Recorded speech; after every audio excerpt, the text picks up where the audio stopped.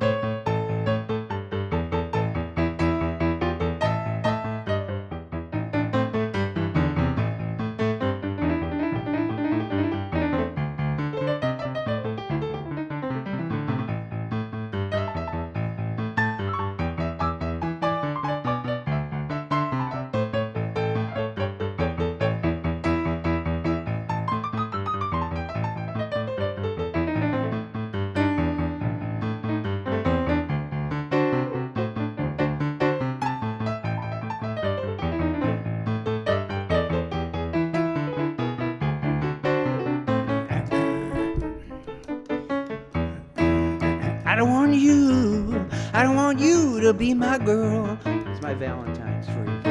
I don't want you to be my girl. Well, I don't care if you're pretty, you're still the meanest person in the world. I don't want you to come back home. Well, I don't want you to come back home. Or save yourself for someone else. I'd just as soon say you're alone. Oh, well, I hate you, babe, and you never change my mind. I said I hate you, babe, and you never change my mind. Get yourself another BMW. This ball gonna leave you behind. Oh, yeah.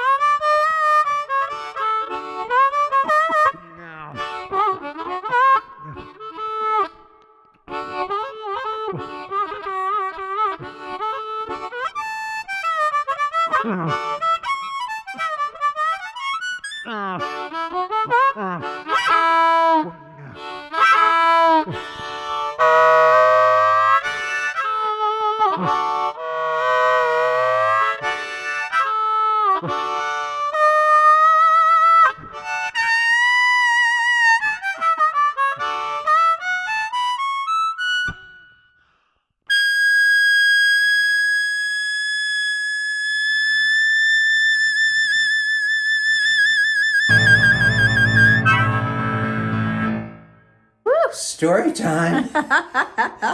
Story time. Woohoo! That was a no, let it run. That's your That was Valentine. my Valentine's card. Yes. And now we're going to have a little story, and we'll follow that by a little song before our Zoom. And you'll find everything in comments on this video so you won't lose your way. Okay, story time. Here we go. Okay. It's story time. Life's Dream number 96, Lovers Are Transformers, is dedicated to all the lovers. This Valentine's Day will mark Corky's and my 40th anniversary when we met on February 14th in 1981. We've been together ever since. In some ways, it seems we've always been together. And at the same time, it seems as though it was only yesterday. The great poet Saint Rumi says it best. Lovers don't finally meet somewhere. They're in each other all along. Lovers are transformers. Some years back, Corky was invited to perform for the Prime Minister of Singapore. This was an invitation through Dr. L. Subramaniam, who would be presenting his Global Fusion concert with Corky, Ernie Watts, and internationally renowned artists. The Prime Minister's attaché was sending us 2 round-trip tickets to India. Then Singapore, as Dr. LS had also scheduled a rehearsal for all the musicians in India before the big gala for the Prime Minister's celebration. The first thing we needed to quickly do was to go to the Consulate General's office in Chicago to expedite our visas for a fast turnaround. We had our passports, but we needed visas. We applied for a rush application of our visas. Corky received his visa. They tried to track mine down and eventually found it was stuck at the Indian consulate office. The visa company told us that we had to retrieve it ourselves. It was getting close to our departure, and we were concerned because the Prime Minister purchased 2 round-trip first-class tickets for us from the U.S. to India to Singapore, back to India, and then back to the U.S. Then, early next morning, we headed lickety-split, and I'm not talking about that ice cream store down the street. I'm talking fast to the Indian consulate. I believe the address was 333 North Michigan, across from the Tribune Towers on the river. As we approached our destination, we noticed the streets were blocked and there was no access to 333 North Michigan. The bridge was up. There was debris everywhere. Some overturned cars, fire trucks, even an overturned bus and helicopters whirling around, an army of police in riot gear racing up Michigan Avenue, a SWAT team climbing up buildings, and frogmen climbing out of the Chicago River. And then the explosions began and the bright flashing lights. No, I wasn't still asleep, in bed, having a nightmare. No, we had unintentionally walked right up to ground zero for the filming of science fiction thriller mega action film Transformers 3, where the behemoth monsters were taking over downtown Chicago and, more importantly, taking over 333 North Michigan and the Indian consulate's office where my passport was waiting. We were able to find someone on the film crew, explain the importance of our mission. Look here, if we can't get my passport, there will be no way to stop the evil Transformers. So he escorted us through some secret access points toward the building, dodging fireballs to the front door of 333 to the lobby as we stood there, gasping in utter disbelief, looking out into the fray as the building was exploding. I can't believe it. We're just trying to get your passport, and Transformers is having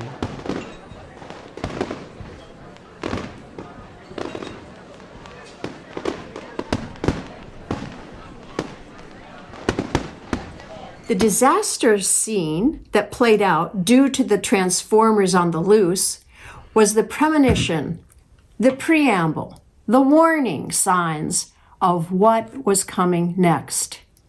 We walked into the consulate's office where they had told us they were looking for my passport and we should come and pick it up because they will have found it by the time you arrive. We walked into the interior office and the passport expert was sitting behind his desk.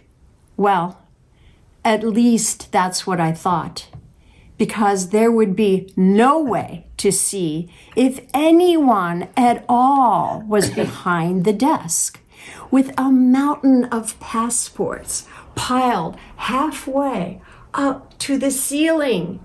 And then we heard the sound of someone's tiny voice behind the pile of passports. "I am sorry, ma'am, we couldn't find it." Don't worry, it will turn up. Just come back tomorrow. I love when people say, don't worry. If I wasn't worrying, that's when I started worrying. As Corky's eye doctor came toward his eyeball with these giant prongs and said, "Relax," Corky responded, "I'm trying to relax, but you just told my body something is really wrong, and it better freak out right now." "So," said the consulate, "don't worry, come back, fight the transformers again? What do I tell the organizers?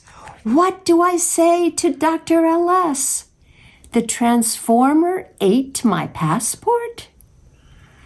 I had to dodge fireballs, monsters, frogmen, helicopters, to only find a desk piled up toward the ceiling with countless passports, among which one of them was mine, buried, crying at the bottom of the pile. We called the office nearly hourly asking if they had unearthed my passport. "Not yet," was the cordial reply. Now they stopped saying, "Don't worry." The clock was ticking and our departure date was in a day. Dr. Ellis said, "They have to have it. We're sure it will turn up." At this point, Corky will miss the rehearsals. That is okay. We can plug him in on the sound check of the first concert, and we will rebook and repay for the first class flights for 2 days later. We called now in a panic about the passport, still missing. I told Corky, "Look, dear, you really need to just go without me. It is you they desperately need, not me. Please, dear, please, just go without me." "No, I will never go without you. Not Singapore, not anywhere," was Corky's reply. Well, now we were out of time. Dr. LS asked if it was possible that Corky could calm San's wife.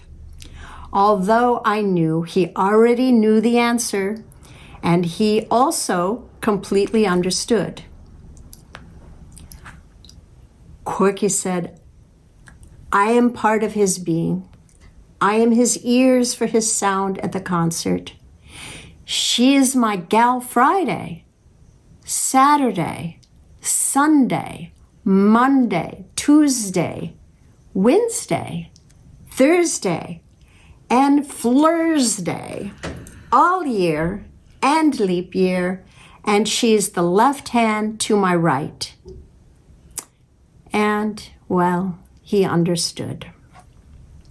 So these 40 years, we have traveled around the globe. these days around the block for our daily walks. But wherever we go, it's always together. In the words of the wise old sage, who was also just a teddy bear, Winnie the Pooh, if there is ever comes a day when we can't be together, keep me in your heart and I'll stay there forever. In each other's hearts forever. Happy Valentine's Day. This is dedicated to Deborah Morganfield, who lost Muddy Waters' son and her soulmate husband, Mojo. And it's dedicated to all the lovers and the lovers who live on forever in their hearts. Happy Valentine's Day. Happy Valentine's Day. That was story time, everyone. Story time. Story time. Okay.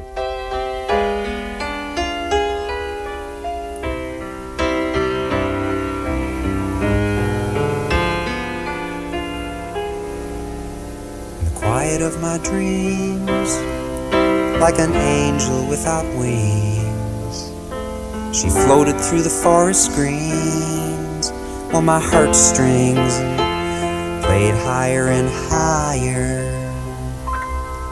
And all at once, a sparrow choir sang, "Come on baby, light my fire, light my fire. Come on baby, light my fire, light my fire." Then her love like golden lace filled my world of inner space. With the colors of her glowing face, it was rapture in her fire. And all above us, the sparrow choir sang, "This is your desire, your desire. This is your desire, your desire." Now you're standing right in front of me, and you stay reluctantly. I'm a stranger with some crazy dream, but I swear it's true. And if you'll stay a while, then I can show you. You are my desire, my desire. You are my desire, my desire. In the quiet of my dreams, like an angel without wings, you floated through the forest greens, while my heartstrings played higher and higher. And all around us, the sparrow choir sang, "This is your desire, your desire. You are my desire, my desire. So won't you let me light your fire, light your fire. Let me light your fire."